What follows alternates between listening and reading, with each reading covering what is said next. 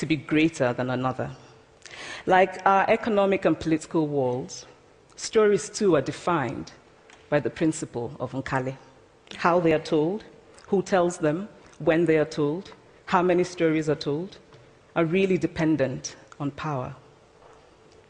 Power is the ability not just to tell the story of another person, but to make it the definitive story of that person. The Palestinian poet Mourid Barghouti writes that if you want to dispossess a people, the simplest way to do it is to tell their story and to start with secondly. Start the story with the arrows of the Native Americans and not with the arrival of the British, and you have an entirely different story. Start the story with the failure of the African state and not with the colonial creation of the African state, and you have an entirely different story. I recently spoke at a university where a student told me that it was such a shame that Nigerian men were physical abusers like the father character in my novel. I told him that I had just read a novel called American Psycho,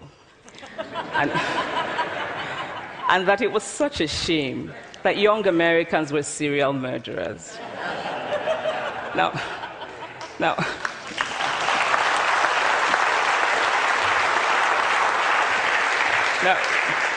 obviously, I said this in a fit of mild irritation, but it would never have occurred to me to think that just because I had read a novel in which a character was a serial killer, that he was somehow representative of all Americans.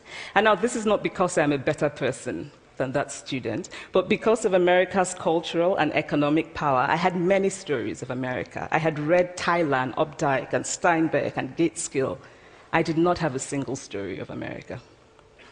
When I learned some years ago that writers were expected to have had really unhappy childhoods to be successful, I began to think about how I could invent horrible things my parents had done to me. But the truth is that I had a very happy childhood, full of laughter and love, in a very close-knit family. But I also had grandfathers who died in refugee camps. My cousin, Polly, died because he could not get adequate health care. One of my closest friends, Okoloma, died in a plane crash because our fire trucks did not have water. I grew up under repressive military governments that devalued education so that sometimes my parents were not paid their salaries. And so as a child, I saw jam disappear from the breakfast table. Then margarine disappeared. Then bread became too expensive. Then milk became rationed. And most of all, a kind of normalized political fear invaded our lives. All of these stories make me who I am. But to insist on only these negative stories is to flatten my experience and to overlook the many other stories that formed me. The single story creates stereotypes, and the problem with stereotypes is not that they are untrue, but that they are incomplete. They make one story become the only story.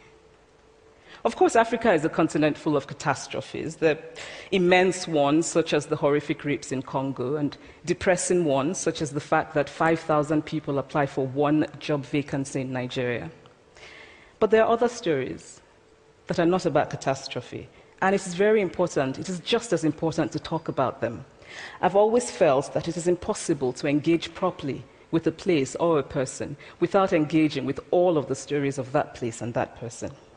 The consequence of the single story is this: it robs people of dignity. It makes our recognition of our equal humanity difficult. It emphasizes how we are different rather than how we are similar. So what if before my Mexican trip, I had followed the immigration debate from both sides, the US and the Mexican? What if my mother had told us that Fide's family was poor and hardworking?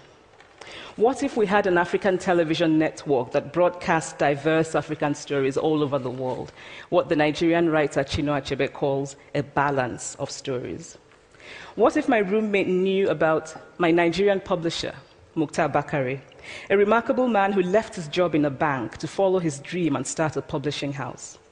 Now, the conventional wisdom was that Nigerians don't read literature. He disagreed. He felt that people who could read would read if you made literature affordable and available to them. Shortly after he published my first novel, I went to a TV station in Lagos to do an interview. And a woman who worked there as a messenger came up to me and said, "I really liked your novel. I didn't like the ending. Now you must write a sequel, and this is what will happen." And she went on to tell me what to write in the sequel. Now, I was not only charmed, I was very moved.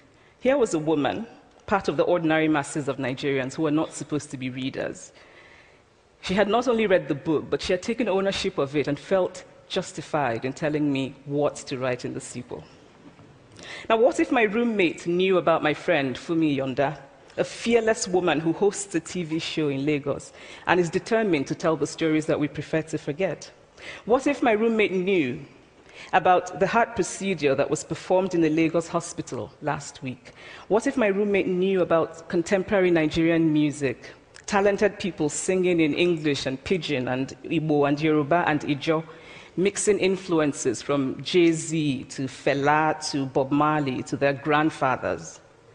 What if my roommate knew about the female lawyer who recently went to court in Nigeria to challenge a ridiculous law that required women to get their husband's consent before renewing their passports? What if my roommate knew about Nollywood, full of innovative people making films despite great technical odds? Films so popular that they really are the best example of Nigerians consuming what they produce. What if my roommate knew about my wonderfully ambitious hair braider who has just started her own business selling hair extensions?